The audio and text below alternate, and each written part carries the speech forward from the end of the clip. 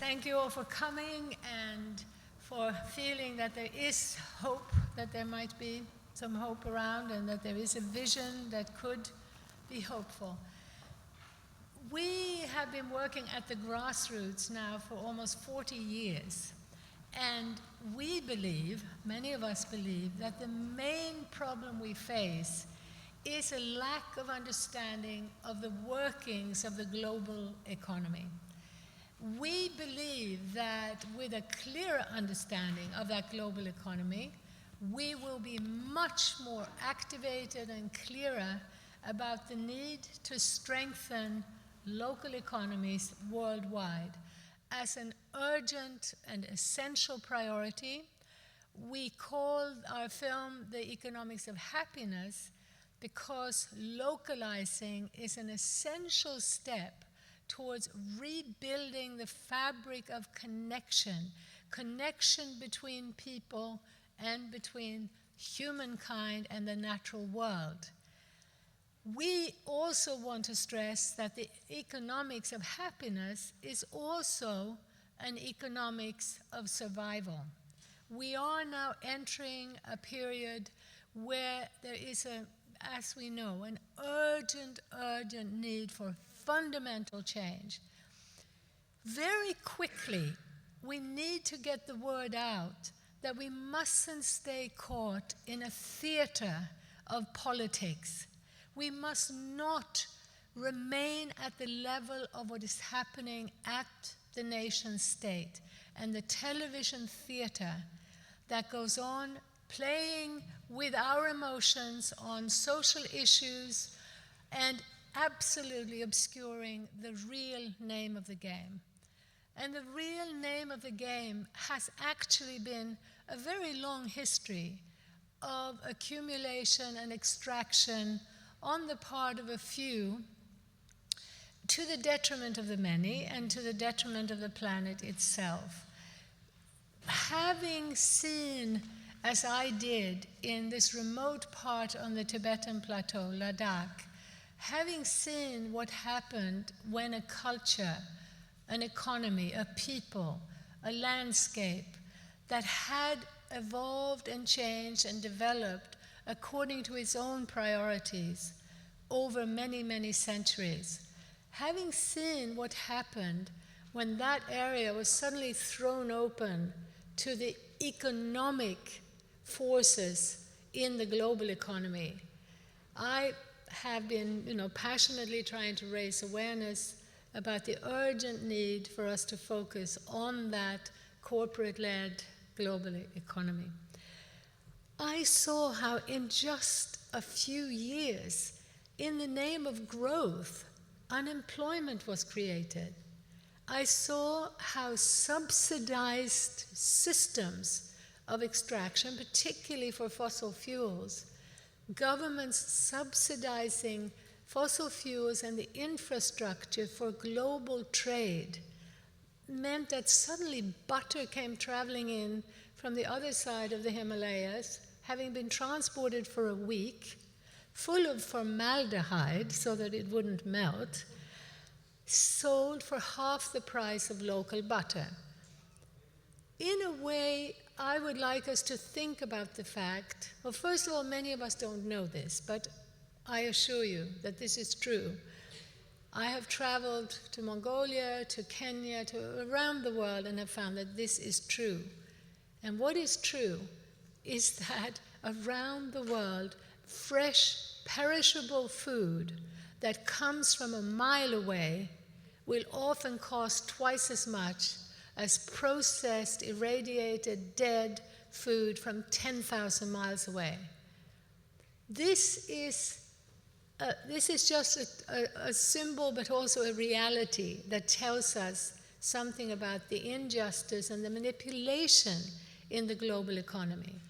So in one way to think about localization is to think about working for a world where every child and every family has the right to have fresh local food at a reasonable price. What will it take for us to make changes in the world to bring that about?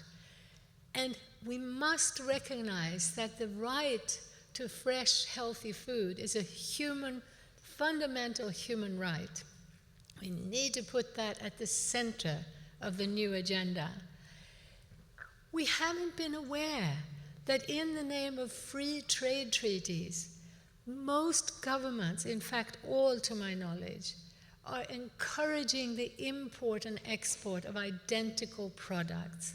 The US export, when we last did the research, when we first did our book, Bringing the Food Economy Home, the US at that time was exporting about 900,000 tons of beef and turning around and importing roughly 900,000 tons of beef.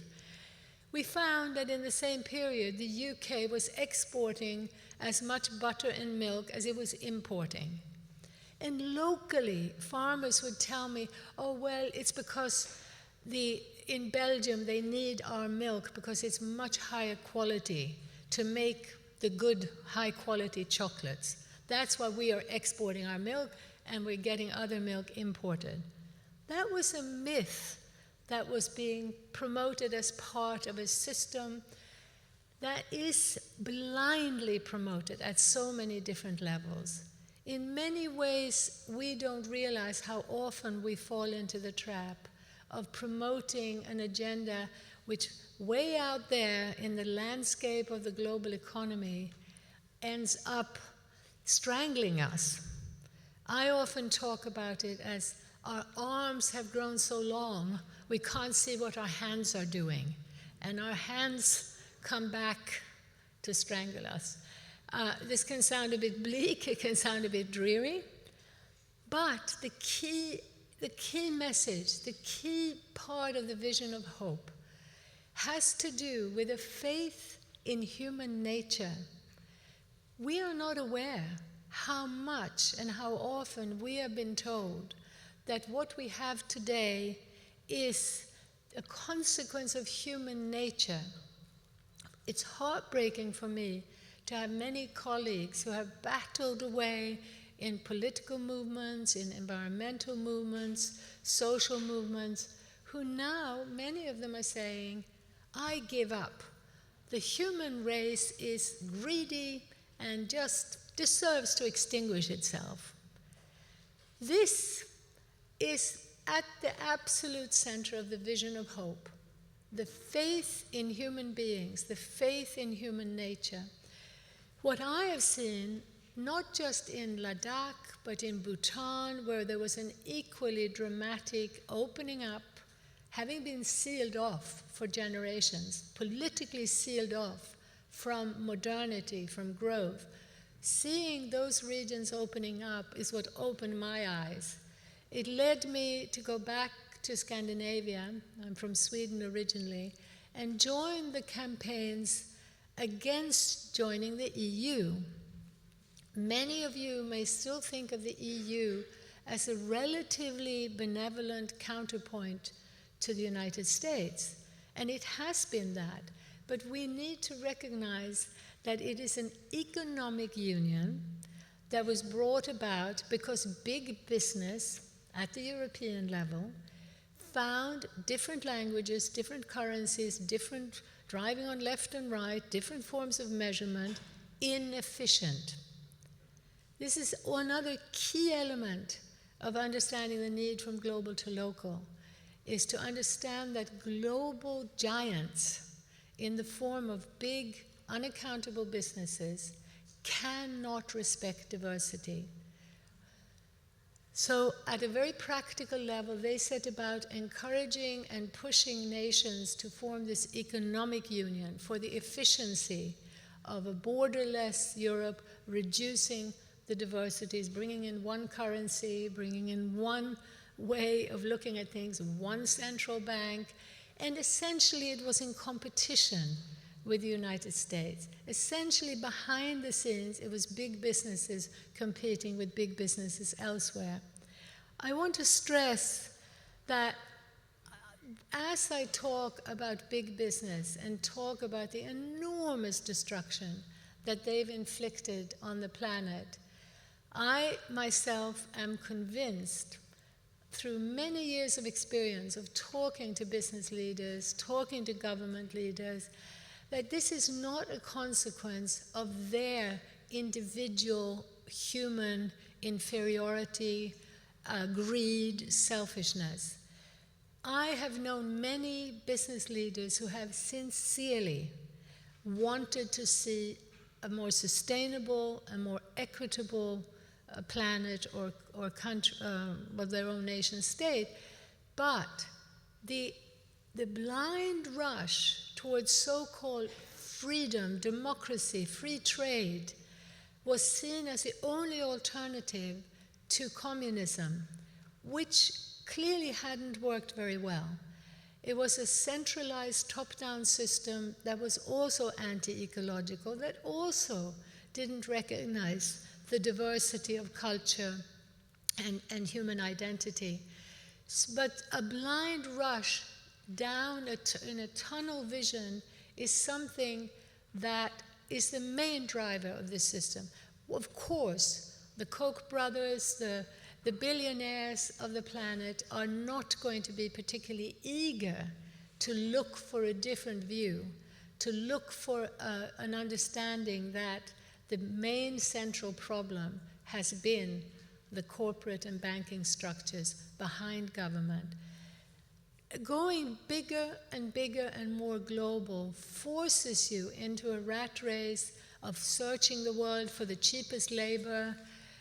It forces you into a speed and into a blindness that means that you end up promoting, as I said before, monoculture, but also what's being promoted is now a system of jobless growth. Linked to the system of scale, of globalizing, is the assumption that more science and technology is what creates jobs, is what creates prosperity. We are dealing with blind leaders who have lost sight of the fact that every single thing we need, every single thing that the economy produces, from our cell phones to our carrots, comes from the earth, from living Mother Earth. And that living Mother Earth is diversity, breathes diversity, can only survive with diversity. Not only is every single carrot different from every other carrot, it is different from moment to moment. It's a process of life in a cycle that is how we are here, how we have our cell phones, how we have our carrots. Waking up to the reality of the real economy, this is our job.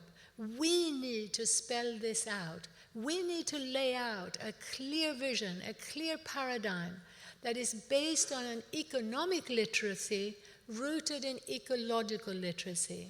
But as I said earlier, part of it is also a human literacy, waking up to the fact that every baby that's born longs for love and connection. Every baby wants to be nurtured and loved. We need to recognize how the economic system has been a knife cutting through relationships, through our relational, interdependent selves. We need to learn a lot from indigenous traditions, from the New Age spiritual movement, from the most spiritual traditions that teach us about the oneness of life. That's at the heart of most religions and spiritual traditions. The oneness of life and the need for love and compassion. That's at the heart of most religions and spiritual traditions. This is part of the localization vision, is understanding those spiritual connections. Sadly, we have had a critique of corporations, a critique of globalization that has neglected the spiritual and ecological foundations, and that has not been in touch with the huge amount that's happening at the grassroots. Today you will be hearing more about that, well, all day long, but especially in the afternoon when we launch the International Alliance. But there is a reality out there that is actually demonstrating, particularly in the local food movement, demonstrating concretely that you can increase productivity, increase efficiency and productivity by shortening the distances. The local markets are an essential structure for rebuilding the health of ecosystems. In the long-distance system, the corporate technological system demands carrots that fit the technology, the harvesting technology, the washing technology, the supermarket shelves technology, standard size, standard color, and if you don't create that, dump it, burn it. That system is, as I say, not just born of the blind greed of the Koch brothers and some billionaires. That system has come about because a lot of us have participated in a belief in efficiency, a belief that bigger is better, that faster is better. But here we can now see what's happening at the local level as people rebuild more diversified, more community-based structures. We can actually see a healing. Even in rifts, ethnic rifts, racist rifts start healing as people rebuild the interdependence at the local level. Localizing is not a guarantee for peace, joy, and sustainability, but it's a prerequisite for peace, joy, and sustainability. So I hope you'll join us in this effort to get this vision out, and that you will listen to the voices from the ground.